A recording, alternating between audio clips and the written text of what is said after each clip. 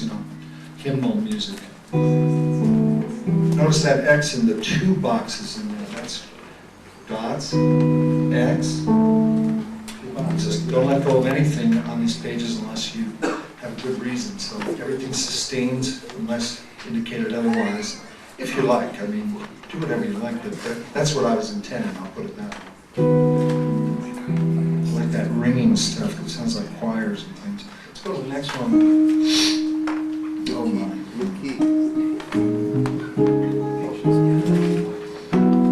Just good.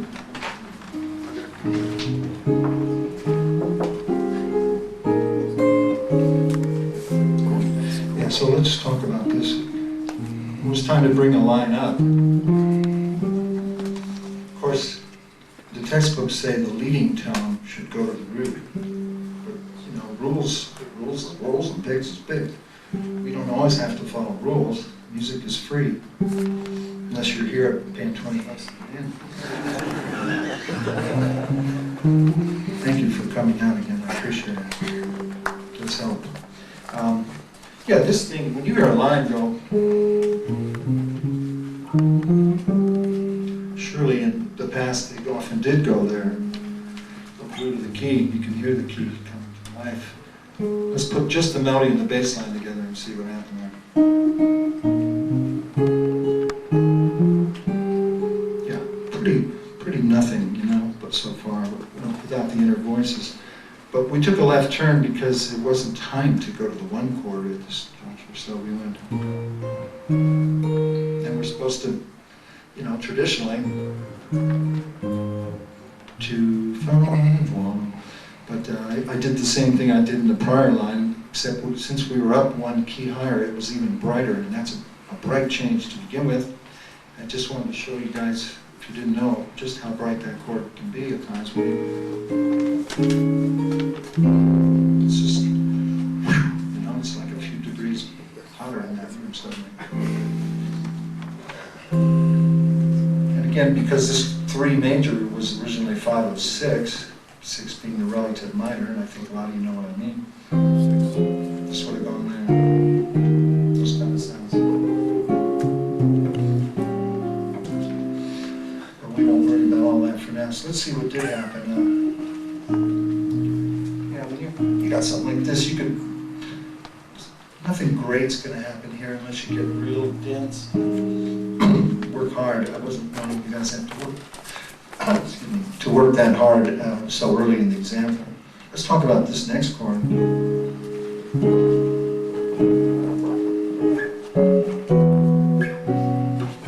wondered about that Richard Burton thing. What is this chord? What's this chord? The Romans like it. Two. Now what's 2 mean? What is 2? It's 5 more than 1. Is it funny? I mean, what are we going to call that chord? What will be the last name? It's on this bass note. Anybody?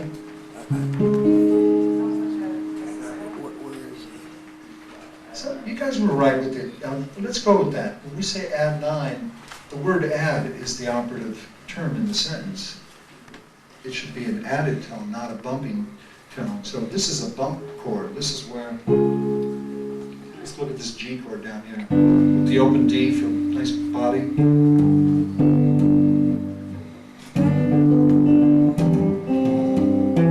When you hit, it's got a nice rich bottom end. So this is D flat, same voicing. Root, 5th, 3rd, 5th.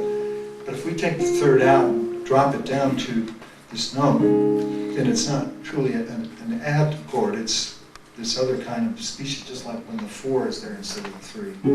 So I call them bumped thirds. The third's bumped off the map there. And the 3 most common forms are the chord that bumps the 3rd up to the 5. Instead of that, you get 3rd goes up to the 4. It's not a sus chord unless it's suspended from the prior chord. So when something goes, that's a suspension. It's just D flat. Let's write a little 4 up there to show the 4 is in there instead of the 3. And then the 2. It's chords have a kind of hollow and sound of a little bit of antiquity to them, but they also sound like today's rock bands the last 20 years, and aren't those bankers happy, you know? So we snuck into this chordal harmony again. This is 2/5 with a dominant 2-chord. Common thing is to put some chromatic inner parts or semi-chromatic.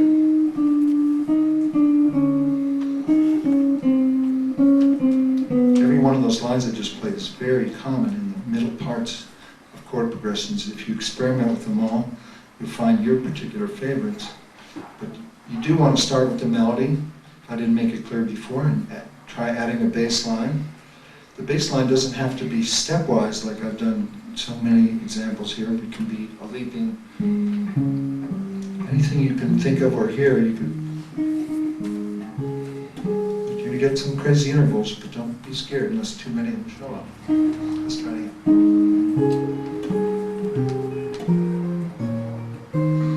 Just try it.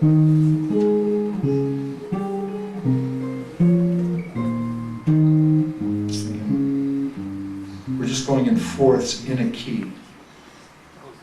In a key. If you see the big wheel, cycle of fourths or fifths, you cut through the center at some point to stay in that diatonic key. You end up using half the pie, as it were. Let's go to line 4, key of G flat. I'm not looking to play in hard keys, but I'm just looking to play in all the keys. I just like all this, they're all different.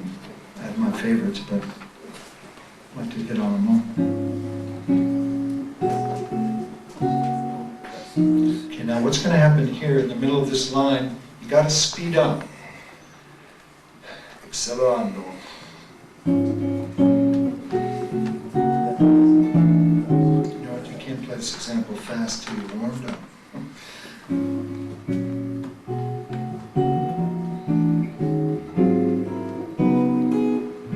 Oh yeah. So let's do it slowly.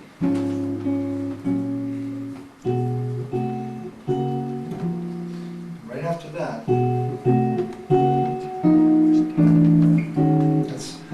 chordal chords, those fourth chords. Before that, this is 5, 1, 2. What's this chord, anybody? Yeah, tonic diminished. Thank you, everyone.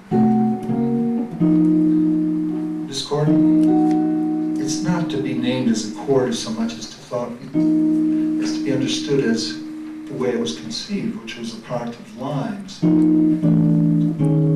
just took a chance and started moving chromatic force. We've heard McCoy Tyner, some of us have listened to that, the piano players do it a lot. So we want to do it too.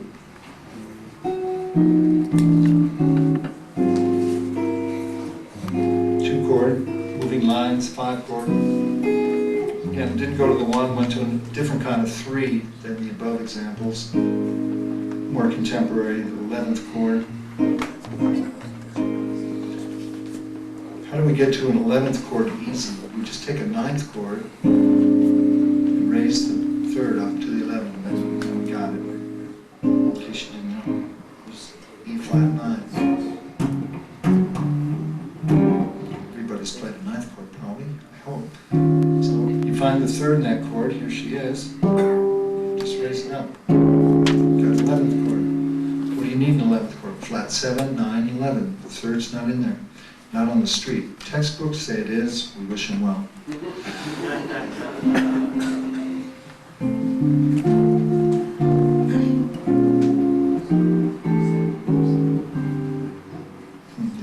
this is a real polyglot. This example. It starts out like kind of gospel-influenced blues colors with a little baroque.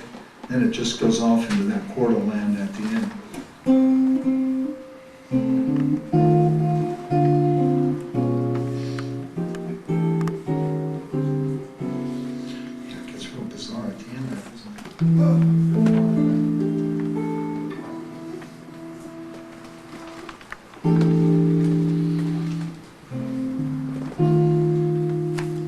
You hear that sound?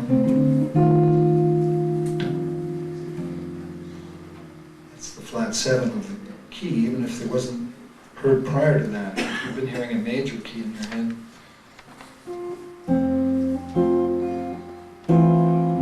Hearing that, major 7, but suddenly you want the bluesier sound, so.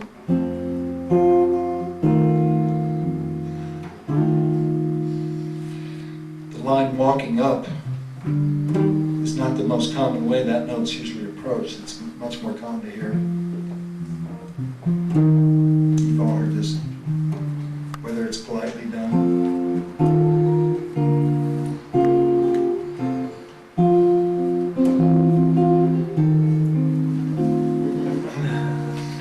Little kids, you hear that sound. You can have this note, it can just go right there, but to hear it come up from the bottom, it's certainly not outlandish. We've heard that too, but just not very common compared to the other. I didn't plan on it, it just showed up. This chord loves to resolve because it's the 7th chord. A lot of you know 7th chords used to resolve up before it, so that's what that is.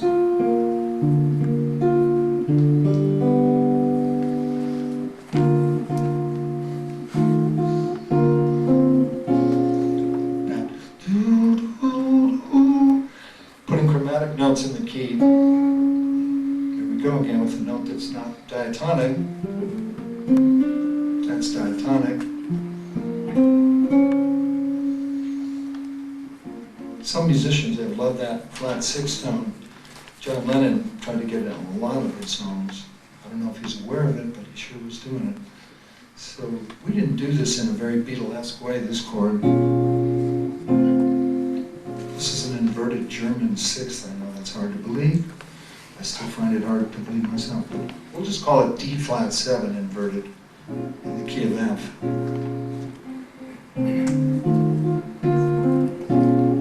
Could have gone, melody could have, or, and this thing again.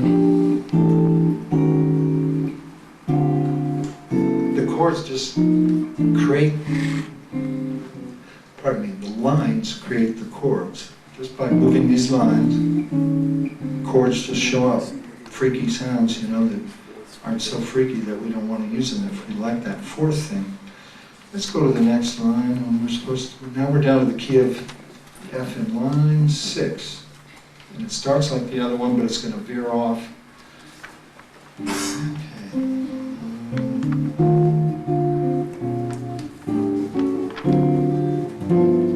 So when you get sounds like that, that's similar to what we talked about before with this. Anybody like me to elaborate about any of this 4th stuff? You all cool with that?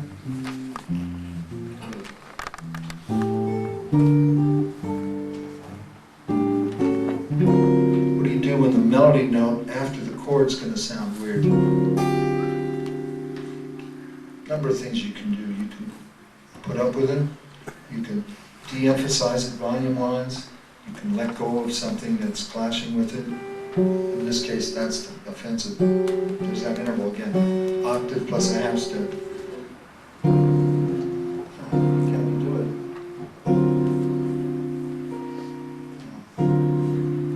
it? That's tough. For me, to do that would require way too much thinking. To get this tip to lift at the end as this comes off. So I just kind of play it quietly. Another alternative would be to put a different chord there and just switch. Or just switch that one note. But it didn't bug me enough to change it here for this. We'll pass it quickly and onto this. So I've been using a lot of 2 dominants, it looks like. I guess that's a favorite chord of mine. You can tell your favorites after you've spent 5 hours writing the paper out, because they're just, you'll know. I mean, you'll just see things. It's real apparent. Let's try this thing. Next line, E.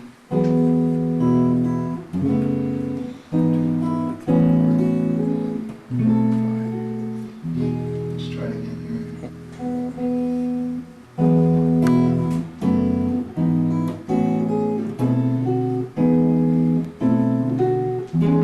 Okay, I gave you some more alternatives there on the last chord.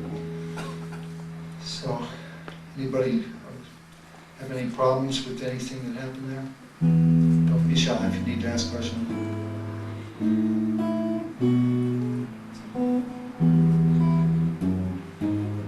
Just the bass coming up, the key, just filled it in.